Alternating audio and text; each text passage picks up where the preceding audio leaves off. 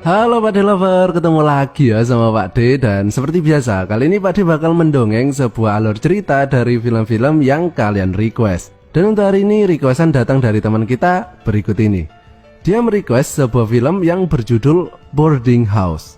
Film ini adalah salah satu film busuk yang gak ada faedahnya ya, yang menceritakan tentang sebuah kos-kosan laknat yang semua isi penghuninya itu sangean ya. Dan udah gitu aja, kayaknya sih udah cukup jelas ya.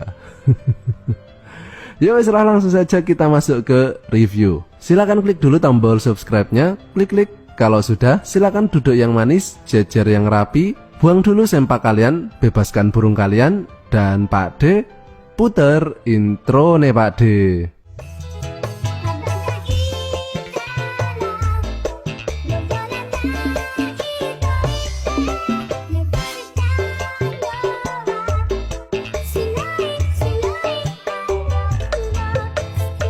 この番組はご覧のスポンサーの提供でお送りします。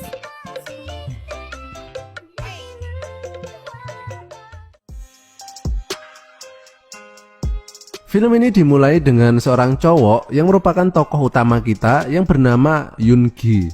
Dia ini adalah mahasiswa baru yang kini sedang mencari kos-kosan di kota ini. Dan ketika dia nyampe di kosan, dia kemudian memanggil-manggil makhluk penunggu kos tersebut. Kula nuwun, Assalamualaikum. Tapi nggak ada yang menjawab. Kemudian terdengar suara celepak-celepok, celepak-celepok, celepak-celepok. Suara apaan tuh?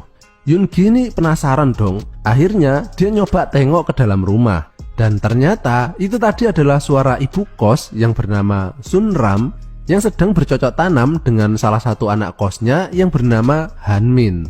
Yoon Gi kemudian mundur dan dengan memajang tampang polosnya, dia sekali lagi mencoba memanggil lebih keras. Dan muncullah ibu kos yang kini sudah selesai senam maju mundur. Sun Ram kemudian mempersilahkan Yoon Gi untuk masuk, dan di sini Yoon Gi mengutarakan maksudnya untuk ngekos di tempat ini selama kuliah. Sun Ram pun menerima Yoon Gi, ya lumayan lah dapat target baru, pikirnya. Dia kemudian mengantar Yoon Gi ke kamarnya, dan Yoon Gi pun langsung beristirahat karena kecapean. Tapi muncul Han Min yang mengajaknya makan sambil kenalan ya, kan sesama penghuni kos toh. Tiba-tiba muncul cewek cakep, dan dia ini adalah anak ibu kos yang bernama Gun Suk. Dan film pun dimulai. Kos-kosan celepak-celepok. Keesokan harinya, Sun Ram masuk ke kamar untuk membangunkan Yoon Gi. Ya, meskipun di sini udah terlihat ada yang bangun ya. Sun Ram tentunya penasaran dong. Ini apaan ya? Mau dipegang takutnya bukan stang, mau dikocok takutnya bukan botol arisan. Kan repot ya. Yoon Gi kemudian bergegas untuk berangkat kuliah, dan Sun Ram ini malah ngasih bekal ke Yoon Gi. Enak bener loh kalau ada kosan kayak gini ya. Sepulang kuliah, Yoon Gi ini hangout bareng teman-temannya sambil cerita tentang bu kos dan anaknya. Mereka bilang kalau emang ceweknya gatel, ya langsung sikat aja lur. Yoon Gi kemudian pulang, tapi karena kebanyakan minum beras kentur, dia ini jadi teler ya, dan ngelele di jalan. Untung saja muncul Gun Suk yang kemudian membantunya untuk masuk ke dalam kosan. Dan ketika Yoon Gi ini udah terjatuh di kasur, Gun Suk dengan cepat mau membuka baju Yoon Gi untuk melaksanakan prosesi pengencrotan. Tapi Yoon Gi ini nggak mau loh. Dan dengan perasaan kecewa, Gun Suk pergi dari kamar Yoon Gi. Nah, pada poin ini cuma satu hal yang ada di pikiran Pak D. Kok yang nggak Pak D yang ditawarin kayak gitu? Paginya pas Yoon Gi lagi sikat gigi, dia melihat Gun Suk yang sedang cuci muka dan pakai pakaian yang seksi banget. Otomatis antena bawah langsung menangkap sinyal yang cukup kuat untuk bangun. Yoon Gi pun segera masuk ke dalam kamar untuk bersiap-siap berangkat kuliah. Tiba-tiba bu kos malah masuk kamar dan ngelihat antenanya yang lagi tegang. Karena malu, Yoon Gi segera pergi kuliah dan terlihat bu kos yang senyum-senyum melihatnya. Malamnya pas Yoon Gi sedang mencari aqua karena haus, dia nggak sengaja mendengar suara desahan sayu yang melambai-lambai di tengah heningnya malam. Penasaran, Yoon Gi kemudian mencoba mencari sumber suara tersebut, yang ternyata berasal dari bu kos yang sedang mengobok-ngobok kantong ajaibnya. Nggak tahu nyari apaan, kayaknya sih kacang. Karena nggak kuat melihat pemandangan tersebut, akhirnya Yoongi masuk ke dalam kamar dan mulai mengamplas batangnya. Keesokan harinya, pas Yoongi berangkat kuliah, tiba-tiba muncul Gunsuk yang langsung nempel, kayak cecak yo. Di sini kelihatan ya kalau Gunsuk ini ada rasa ke Yoongi. Dan Yoongi pun nggak jadi kuliah dan malah pergi kencan dengan Gunsuk yang kebetulan hari ini adalah hari ulang tahunnya. Sepulangnya di depan kos-kosan terlihat sosok cewek yang berdiri dan itu ternyata adalah pacar Yoongi dari desa yang bernama Mila.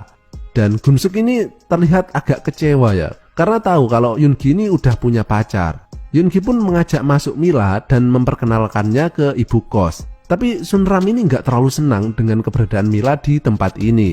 Dan ketika Yoongi mengajak Mila masuk ke dalam kamar untuk melepas rindu, tiba-tiba Sunram masuk dan mengatakan agar Mila tidur bareng dengannya saja. Karena nggak baik ya kalau cowok dan cewek dalam satu kamar. Berbahaya katanya.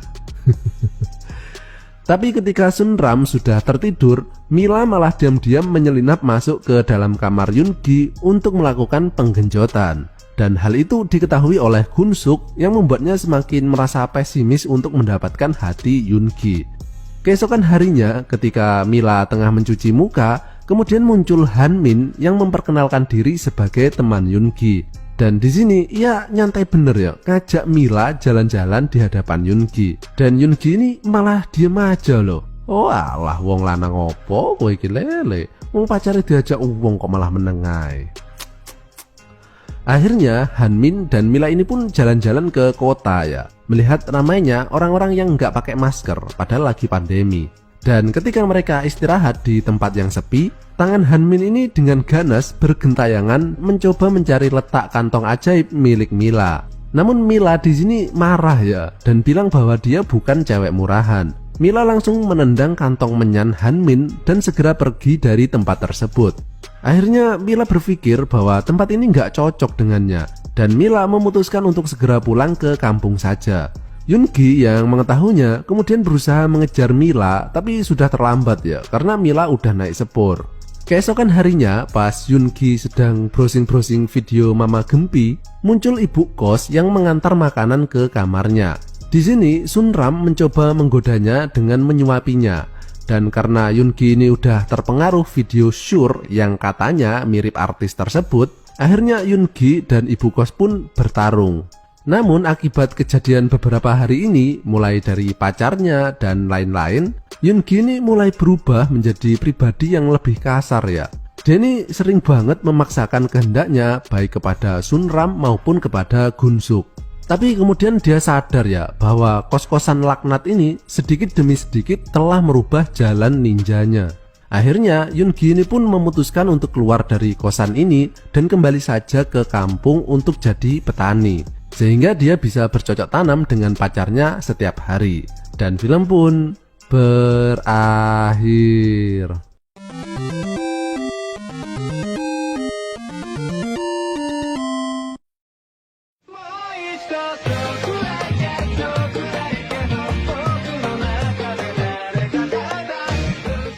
Seperti yang Pak D bilang ya bahwa film ini adalah film busuk. Jadi nggak ada pelajaran yang bisa kita petik dari film ini ya.